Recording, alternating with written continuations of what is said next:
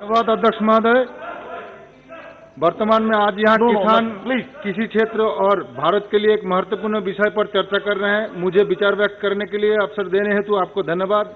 मैं देश के किसानों के उज्जवल भविष्य के निर्माण के लिए अपनी पार्टी की तरफ से पक्ष रख रहा हूं और किसान सशक्तिकरण और संरक्षण, कीमत अवशासन और कृषि सेवा पर करार अध्यादेश 2020 के तरफ से मैं बोल रहा हूं।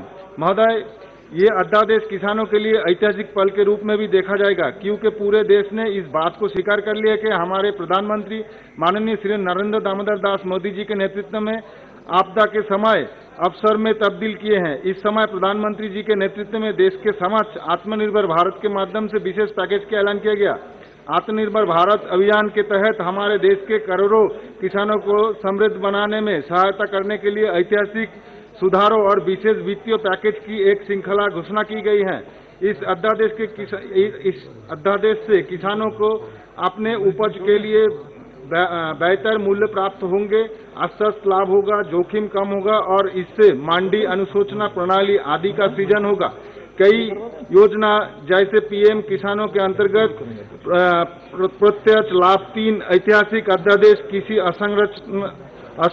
असंरचना कोष, एक राष्ट्र एक मंडी और प्लेटफॉर्मों में प्लेटफॉर्म के रूप में इनाम, नेशनल एग्रीकल्चर मार्केट बनाने का लक्ष्य कुछ प्रमुख पहलू हैं। इस तरह के चुनौतियों को दूर करने हेतु एवं किसानों की आय में वृद्धि हो, इसके लिए किसानों के जुड़ी समस्याओं को देखते हुए और इस समस्याओं को आसानी में इनका दीर्घ अवधि समाधान हो, इसके लिए सरकार मजबूत कदम उठा रही है। सर, ये विषय को देखते हुए मैं बोलना चाहता हूँ, इसमें निर्यात बाजार में और अधिक प्रभावशाली। सर, एक सेकंड सर, दुख के साथ बोला जाता है कि वर्तमान में पश्चिम बंगाल के सरकार केंद्र सरकार के योजना से राज्य सरकार इस योजना से वंचित रख रही है।